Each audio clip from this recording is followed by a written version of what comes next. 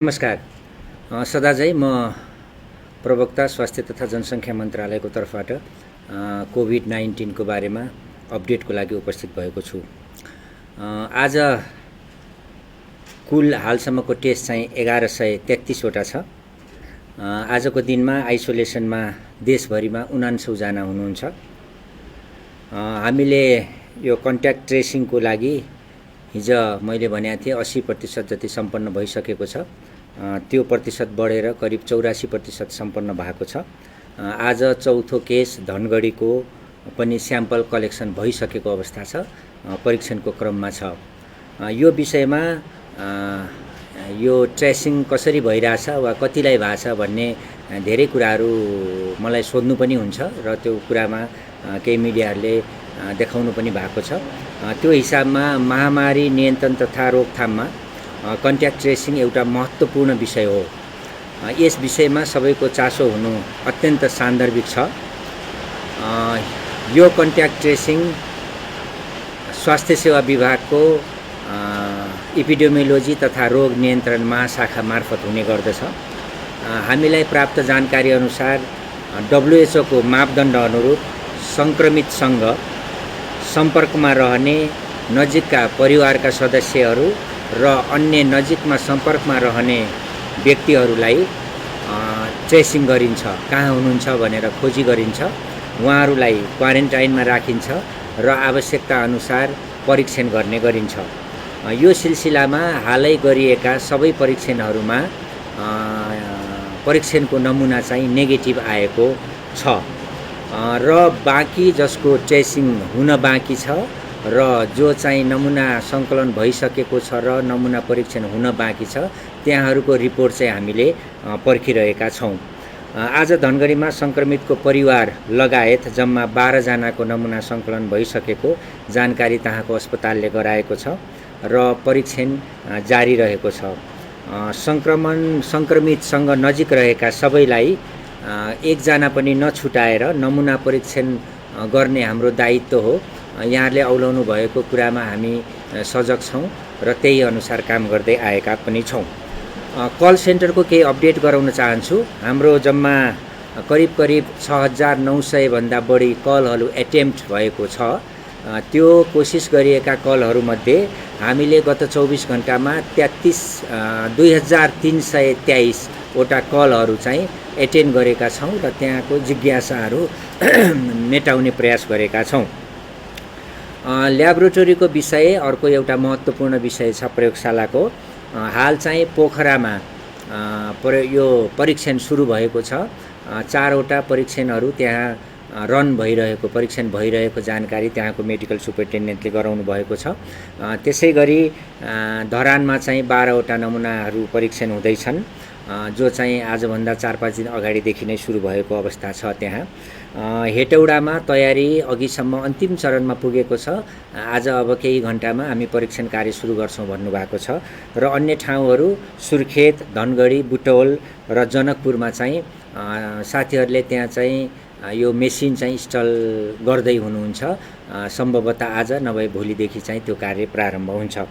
एउटा बाराको केस पनि मिडियामा आइराखेको छ। हामीले चाहिँ त्यसलाई सोधखोज गर्दाखेरि त्यो केस चाहिँ ट्रमाको अपरेसन भएको बिरामी जसलाई इन्फेक्सन भएर उपचारको क्रममा काठमाडौँ ल्याउने क्रममा चाहिँ निधन भएको भन्ने समाचार हामीले पाएका छौँ। र अब हाम्रो यो एप्स जुन थियो 2 दिन अगाडि हामीले यहाँबाट लन्च गरेका थियौँ। त्यो एप्समा हालसम्म 2300 जनाले आफ्नो चाहिँ लक्षणहरू त्यहाँ चाहिँ रिपोर्टिङ गर्नुभएको छ। त्यो लक्षणको आधारमा 12 जनाको चाहिँ लक्षण यो ज्वरो र खोकीको लक्षण भएको हुनाले उहाँहरू चाहिँ सम्भावित भित्र पर्नुहुन्छ। त्यो सम्भावितहरूको हामीसँग कन्ट्याक्ट नम्बर सबै छ र हामीले उहाँहरूलाई नमुना परीक्षण गर्छौँ। यो पनि एउटा नमुना परीक्षण गर्ने दायरा फराकिलो गरेको हो र सबै सर्वसाधारण सबै हामीले चाहिँ जो योसँग रिलेटेड हुनुहुन्छ यसलाई प्रयोग गर्नुभएको छ। यो चाहिँ खुसीको पनि कुरा हो, किन भन्दा अहिले यो लकडाउन भएको स्थितिमा हामीलाई चाहिँ कन्ट्याक्ट ट्रेसिङ गर्न केसहरू ट्रेस गर्नलाई र नमुना परीक्षणको चाहिँ दायरा बढाउनलाई यसले मद्दत गरेको छ। अब हिजो बसेको यो CCMC को मैले भनेको थिएँ कोभिड-19 क्राइसिस म्यानेजमेन्ट सेन्टरको त्यसको 4वटा जुन शाखाहरू छ, 4वटा कम्पोनेन्टहरू छ, त्यसको पहिलो बैठक आज बसेको छ र त्यो बैठकले चाहिँ 4वटैको कामहरू सुरु गरिसकेको अवस्था छ र अब यसले चाहिँ विभिन्न कुराहरू अस्पतालहरूको तयारीको कुरा, त्यसपछि लजिस्टिक सप्लाईको कुरा, सेफ्टी र सेक्युरिटीको कुरा र रिस्क कम्युनिकेसन र मिडिया म्यानेजमेन्टको कुरा गर्छ। त्यो अनुसार टिम चाहिँ एक्टिभेट भइसकेको मैले जानकारी गराएँ। अब अन्तिममा यो फ्रिक्वेन्टली सोधिएका प्रश्नहरूमा आज अब विशेषतः धेरैले यो हाम्रो खरिदसँग सम्बन्धित कुराहरू जो चाहिँ खास गरिकन अझ किटसँग ऱ्यापिड किटसँग जुन परीक्षणको लागि प्रयोग गरिन्छ त्यो किट्समा आधारित रहेर प्रश्नहरू गर्नुभएको छ। धेरैले मलाई प्रवक्ताको हिसाबमा किट चाहिँ खरिद गरिएको प्रोसेसको कुरा, त्यसपछि त्यसको मापदण्डको कुरा, त्यसको परिणामको कुरा, त्यसको चाहिँ उत्पादन गर्ने कम्पनीहरूदेखि लगायत धेरै कुराहरू गर्नुभएको छ। मैले यहाँहरूलाई धेरैलाई जवाफ चाहिँ सबै कुरा मलाई थाहा नभएको हिसाबले दिन सकेको थिएन। तर एउटा राम्रो कुरा हामीले के गरेको छौँ भन्दा यो प्रत्यक्ष हामी चाहिँ लाइभमा आउँदाखेरि धेरैजसो सोधेका प्रश्नसँग रिलेटेड कुराहरू सम्बन्धित विज्ञबाट, सम्बन्धित महाशाखा प्रमुखहरू, सम्बन्धित व्यक्तिहरूबाट त्यो कुरा आयो भनेदेखि यहाँहरूको जिज्ञासा पनि मेटिने र थप कुरा चाहिँ जानकारी पनि हुने हुन्छ।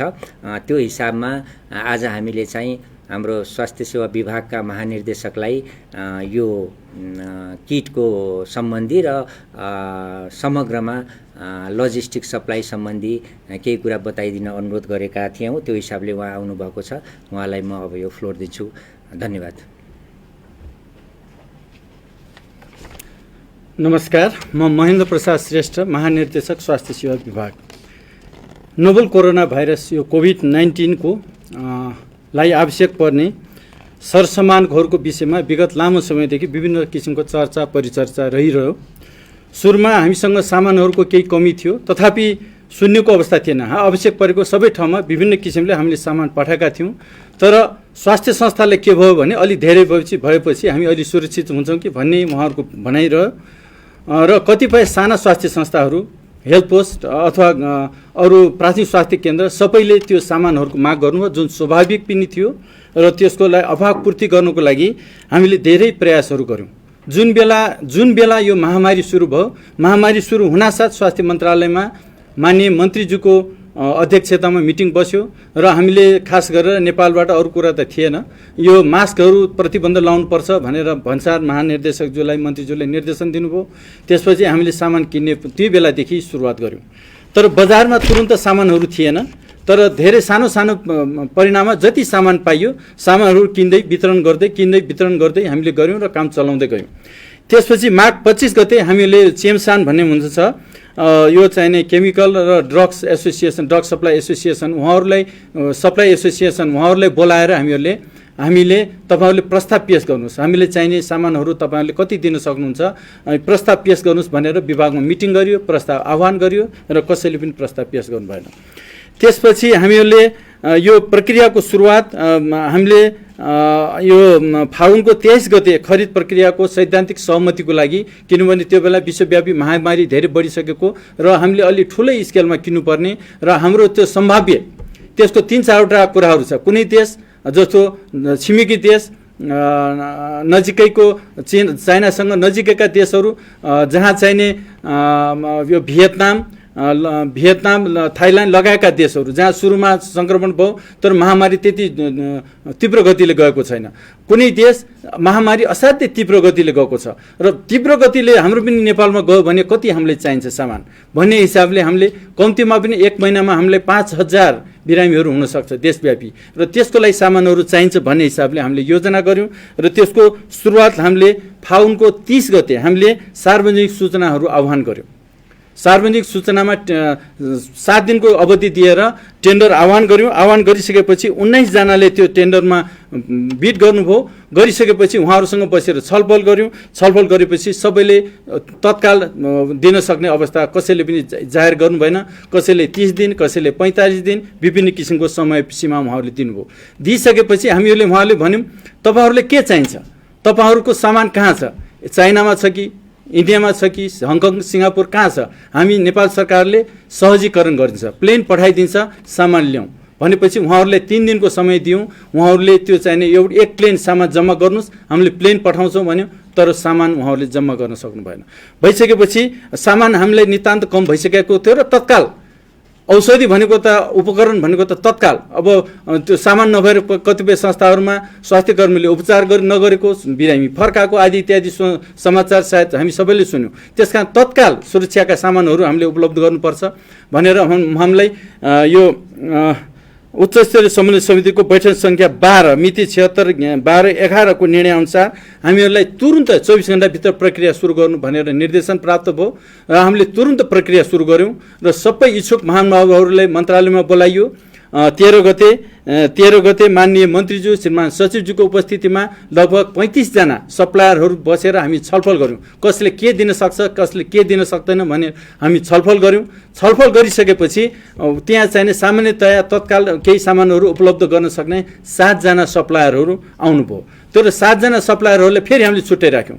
7 जना सप्लायरलाई अरू सबैलाई बिदा गऱ्यौँ। 7 जना सप्लायरहरूलाई हामीले छुट्टै राखेर हामीले उहाँहरूलाई अनुरोध गऱ्यौँ तपाईहरुले के दिन सक्नुहुन्छ, कहिलेसम्म दिन सक्नुहुन्छ, हामीले तुरुन्त चाहिन्छ, नेपाल सरकारले फेसिलिटेसन गर्छ भनेपछि उहाँहरू ठिक छ हामी प्रस्ताव पेश गर्छौँ भनेपछि त्यही दिन 7 बजे भित्र प्रस्ताव पेश गर्ने शर्तमा हामीहरू त्यहाँ उठ्यौँ र 7 बजेसम्म जम्मा 2टा प्रस्ताव प्राप्त भयो। प्राप्त भएपछि त्यही 2टा प्रस्ताव मध्ये एउटा प्रस्ताव यो जसलाई हामीले एवार्ड गर्यौँ ओम्नी ओबीसीआई प्राइभेट लिमिटेड र उहाँहरूलेसँग हामीले उहाँहरूले पेश गरेको दर रेटमा 0.5% रेट कम गरेर हामीले त्यो सम्झौता गऱ्यौँ र सम्झौता गर्दाखेरि मैले पटक पटक भनेको छु यो हाम्रो बजार दर रह्यो भन्दा हामीले हाम्रो इस्टिमेटेड कस्ट भन्दा लगभग 20% बढी थियो बढी छ र त्यो हामीले के छ भने 20% ठुलो कुरो थिएन, यो हामीले तुरुन्त चाहिने थियो। समय हामीलाई असाध्य महत्त्वपूर्ण र मान्छेको ज्यान जगाउनु सबभन्दा महत्त्वपूर्ण थियो। त्यसले गर्दाखेरि हामीले तुरुन्त सम्झौता गऱ्यौँ। प्लेन पठाउनुको लागि नेपाल सरकार सम्पूर्ण लाग्यो, सहजीकरण गऱ्यौँ, तर उहाँहरूले समयमा त्यो हामीले जति भनेका थियो त्यो परिणामको औषधिहरू ल्याउनु भएन। उहाँहरूले जति ल्याउनु पर्ने थियो 30 को तारिकभित्र अस्तिभित्र जुन ल्याउनु पर्ने थियो उहाँहरूले मात्रै 10% को हाराहारीमा उहाँले कबुल गरेको सामान ल्याउनु भयो र पैसाको हिसाबमा लगभग 18% पैसा हामीले कुल कबुल अङ्कको 18% पैसाको सामान ल्याउनु भयो। त्यसपछि उहाँको दोस्रो लट भोलि पेश गर्नुपर्ने थियो, तर उहाँहरूले ल्याउन सक्ने कुनै सम्भावना छैन र हामीले ल्याउन सक्छौँ भने अहिलेसम्म प्रतिबद्धता पनि जाहेर गर्नु भएन।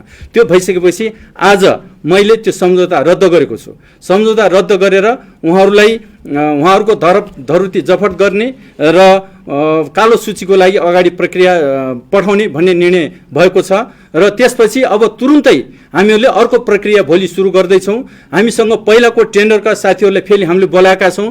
त्यो टेन्डरबाट उहाँहरूले के कति दिन सक्नुहुन्छ, उहाँहरूसँग के उपलब्ध छ त्यो हामीले सम्झौता गरिसकेपछि अनि आवश्यक कति हामीले थप आवश्यक चाहिन्छ, थप आवश्यकताको लागि हामीहरूले फेरि 3 दिनको सूचना भोलि हामी निकाल्छौँ र 3 दिनभित्र सबैलाई आह्वान गर्छौँ। अहिले चाहिने हामी सस्तोमा दिन्छौँ भन्नुभएको छ, उहाँमा सस्तोमा फेरि निवेदन दिनु हुन म सबैलाई अनुरोध गर्दछु र अहिले हामी सबै मिलेर यो चाहिने महामारीको सामना गर्नुपर्ने छ। जहाँ जसरी हुनुहुन्छ उहाँहरूले म आह्वान गर्छु र 3 दिनभित्र उहाँहरूको प्रस्ताव आइसकेपछि हामी सबैभन्दा कम जसको छ उहाँसँग हामी सम्झौता गर्छौँ, वार्ता गर्छौँ उहाँहरूले, तर हाम्रो समय चाहिने त्यसपछि पनि बढीमा 5 दिनभित्र सम्पूर्ण सामानहरू ल्याउने शर्तमा हामी फेरि सम्झौता गर्छौँ र सामानहरू उपलब्ध गराउँछौँ। र यसको लागि म सम्पूर्ण स्वास्थ्य कर्मीहरू, सम्पूर्ण अस्पताल, सम्पूर्ण यसको सडकवाला अनुरोध छ, विनम्र अनुरोध के गर्छु भने कुनै पनि स्वास्थ्य सामग्रीको अभावमा तपाईहरूले बिरामी जाँच्ने काम बन्द नगर्नुहोस्। तपाईहरूले चाहिने कुनै पनि सामान स्वास्थ्य सेवा विभागले कुनै पनि हर तरहले उपलब्ध गराउँछ भन्ने कुरा प्रतिबद्धता जाहेर गर्न चाहन्छु र बिरामीको उपचारमा कुनै पनि सम्झौता नगर्नुहोस् भन्ने अनुरोध गर्न पनि चाहन्छु। यस प्रकार अब हामी त्यो औषधि त्यो सामग्रीहरू छिटोभन्दा छिटो ल्याउने अहिले किन रद्द गर्यो भन्दाखेरि उहाँबाट ल्याउन सक्नु भएन। उहाँले ठिक समयमा जम्मा 10% सामान आयो। 10% सामानले अहिलेको केही दिनको हाम्रो समस्या त टर्ला, तर हाम्रो त्यो चाहना थिएन। हाम्रो चाहना यो महामारीमा हामीले यथेष्ट सामानहरू राखेर बसौँ, सबै हाम्रो स्वास्थ्य कर्मीहरूलाई हामीले एकदमै उहाँहरूलाई चाहिने एकदमै ढुक्क बनाएर राखौँ भन्ने हाम्रो चाहना थियो। तरै पनि केही सामानहरू आएको छ र बाँकी सामान हामीले तुरुन्त चाहिने यो सामानहरू सब 7 प्रदेशमा पुगिसकेको छ। त्यसकारण अब बाँकी सामान पनि तुरुन्त हामीले जो गर्दैछौँ र त्यो मैले प्रतिबद्धता जारी गरिसकेँ। त्यसकारण अब अर्को कुरा एउटा छ टेस्ट किटको। ऱ्यापिड टेस्ट किटको विषय अलिकति बुझ्नुपर्ने जरुरी छ। ऱ्यापिड टेस्ट किट त्यो जहाँ कतै संसारभरि प्रयोग हुन्छ। यसको दुईटा कुरा छ। एउटा क्वालिटीको कुरा छ। क्वालिटीको कुरा अहिले चाइना सरकारले 19वटा कम्पनीलाई मात्र मान्यता दिएको छ र 19वटा कम्पनीभन्दा बाहिर कुनै पनि एउटा चाइनाको रजिस्टर कम्पनी, क्वालिफाइड कम्पनी भन्दा अरू औषधिहरू सप्लाई हुँदैन, नम्बर 1। नम्बर 2, आइसकेको टेस्ट किटहरू हामी भ्यालिडेसन गर्दैछौँ, त्यसको परीक्षण गर्दैछौँ। परीक्षण पश्चात पास भएपछि मात्र त्यो चाहिँ हामी लिन्छौँ र त्यसको पेमेन्ट गर्छौँ। त्यसकारण यसको क्वालिटी यो कहाँ आयो भन्ने विषयमा शङ्का नगर्नु हुन अनुरोध गर्दछु। त्यसपछि दोस्रो कुरो, यो कहिले टेस्ट गर्ने? मैले पटक पटक भनेको छु, यो ऱ्यापिड टेस्ट किट जहिले पनि जहाँ पनि प्रयोग हुँदैन। अहिले जब कुनै पनि देशमा महामारीको अवस्था हुन्छ, किन यो हुन्छ भन्दाखेरि यसको दुईटा कुरा छ। एउटा सेन्सिटिभिटी भन्छ, एउटा स्पेसिफिसिटी भन्छ। सेन्सिटिभ भनेको true positive divided by true positive. त्यसले 100वटा पोजिटिभहरू जाँदाखेरि कतिवटा साँच्चै ट्रु दिन्छ, त्यो सेन्सिटिभिटी हो। स्पेसिफिसिटी भनेको उसले 100वटा जाँदाखेरि कतिवटा नेगेटिभ दिन्छ। 100वटा नेगेटिभ हुनुपर्नेमा 100वटा नेगेटिभ भयो कि एउटा दुईटा पोजिटिभ पनि भयो भन्ने कुरा स्पेसिफिक भन्छ। यो कुनै पनि यो चाहिने एन्टिजेन एन्टिबडी बेस्ड टेस्टले 100% रिजल्ट दिँदैन, संसारभरि दिँदैन। तर त्यो चाहिने छिटो हुन्छ, छरितो हुन्छ, सजिलो हुन्छ र ठुलो मासमा प्रयोग गर्दाखेरि त्यसको आवश्यकता हुन्छ। त्यसकारण त्यो टेस्ट हामीले 75,000 टेस्ट किनेका छौँ। त्यो 75,000 टेस्ट अहिले हामीले प्रयोग गर्दैनौँ। त्यो कहिले गर्छौँ? हाम्रो कुनै महामारी नहोस्, त्यो टेस्ट प्रयोग गर्नै नपरोस्, हामीले त्यो चाहन्छौँ। तर भोलि महामारी भयो, उदाहरणको लागि नेपालमा काठमाडौँमा देशैभरि हाम्रो 500 भन्दा बढी बिरामी भए अथवा हाम्रो बिरामीको सङ्ख्या अलिकति धेरै भयो भनेपछि तुरुन्त हामीले त्यो टेस्ट प्रयोग गर्नुपर्छ, सबै ठाउँमा टेस्ट गर्नुपर्छ। अथवा अहिले हामीसँग 500 पनि भएको छैन। उदाहरणको लागि झापाको एउटा नगरपालिकामा, दमक नगरपालिकामा 20वटा केस एकैचोटि देखियो भने अनि बाँकी त्यहाँको चाहिने हामीले त्यहाँको जनसङ्ख्या 25,000 जनसङ्ख्यालाई हामीले टेस्ट गर्नुपर्ने हुन्छ, किनभने त्यो कम्युनिटी ट्रान्समिसन भइसक्यो त्यहाँ। त्यसकारण त्यो बेला हामीले यो PCR टेस्ट यो चाहिँ स्वाब लिएर टेस्ट गर्न सक्दैनौँ। त्यो बेला हामीले ऱ्यापिड डायग्नोस्टिक टेस्ट तुरुन्त पठाउँछौँ र टेस्ट गर्छौँ। उदाहरणको लागि अहिले चाहिँ सुदूरपश्चिमाञ्चलमा भारतबाट धेरै नेपालीहरू आउनुभएको छ, उहाँको थुप्रै नेपालीहरू पस्नु भएको छ र बैतडीमा एउटा महामारी भयो। त्यो बेला हामीले त्यो चाहिने PCR टेस्ट गरेर टेस्ट गर्न सक्दैनौँ, सबैको स्वाब लिन सक्दैनौँ। बैतडीको एउटा गाउँमा भोलि 20 जना मान्छेलाई त्यो महामारी फैल्यो भने हामीले ऱ्यापिड टेस्ट लिएर तुरुन्त गर्नुपर्ने हुन्छ, किनभने अहिलेको जुन PCR टेस्ट सबै ठाउँमा लगेर गर्न सकिँदैन, त्यसले ठुलो एमाउन्टको टेस्ट गर्न सक्दैन। अहिले जुन चाहिने हामीले प्रदेशमा पठाएको छौँ त्यसले अधिकतम टेस्ट गर्ने गरेको दिनको 15-20वटा मात्रै हो भने हामीले एक दिनमा 1000वटा टेस्ट गर्नुपर्ने आवश्यकता हुन्छ। त्यो सजिलो छ, त्यो चाहिने जुनसुकै स्वास्थ्य कर्मीले प्रयोग गर्न सक्छ। त्यसकारण त्यो टेस्टको आवश्यक भएर ल्याइएको हो र आवश्यक नपरोस्, हाम्रो पनि त्यही चाहना छ।